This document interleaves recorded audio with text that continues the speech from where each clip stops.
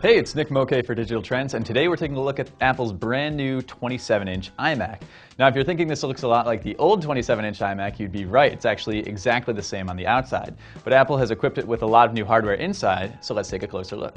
There's really three new things going on inside the Apple iMac this year. The first is that it comes with Intel's latest processors. You can get it with the Core i3, the Core i5, or the Core i7. The second is that the graphics chips have also been upgraded.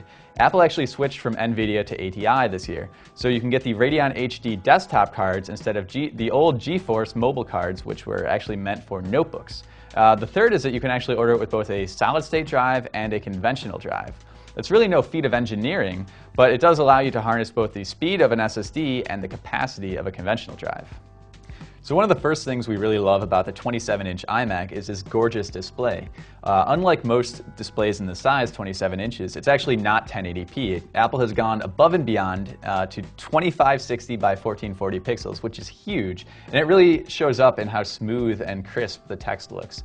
It's also an IPS display, which stands for in-plane switching, but you don't really need to know that. It basically means that you can view this from any angle and it looks fantastic.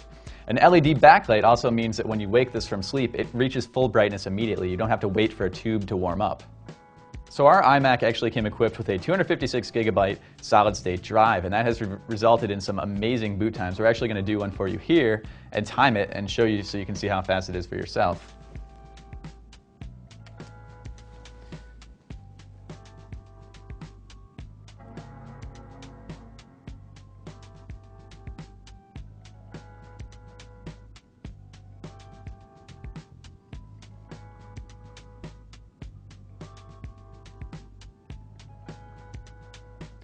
So I hit the desktop there in 19.4 seconds, which, judging by anything Windows 7 can offer, absolutely destroys it, basically.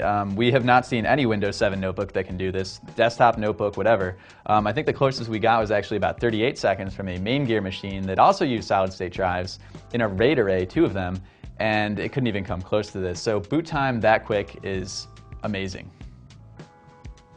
So this iMac actually came equipped with the ATI Radeon HD 5750 card, which has a gigabyte of dedicated graphics memory, and that gives it some pretty fantastic gaming performance. Obviously on OS X there aren't that many games to play, but what games you do have, it plays really, really well.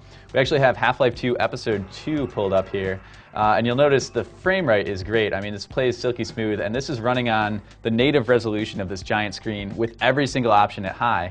And you probably can't see in this shot, but the actual frames per second we're getting here hovers in the 50s and 60s, really doesn't get any lower than the 40s, which is pretty amazing considering how much we have this thing cranked up right now. So we didn't find too many things not to like about the iMac, but if we did have to criticize something, it would definitely be the keyboard and mouse. We're really not too fond of these, either of them. The keyboard is obviously truncated. There's no number pad. Apple actually advertises that as a feature. We don't see the point, especially when obviously your monitor is taking up this much desktop space. You have more room. The keyboard actually looks comically small in front of the monitor. And the key presses are really not very satisfying either. It's not a great keyboard.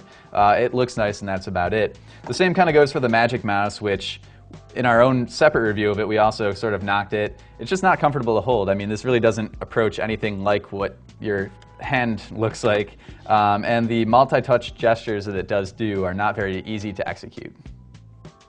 So one other caveat we have to mention here, as with most Apple products, is price. This model, as equipped, would cost you $2,600. That's pretty steep.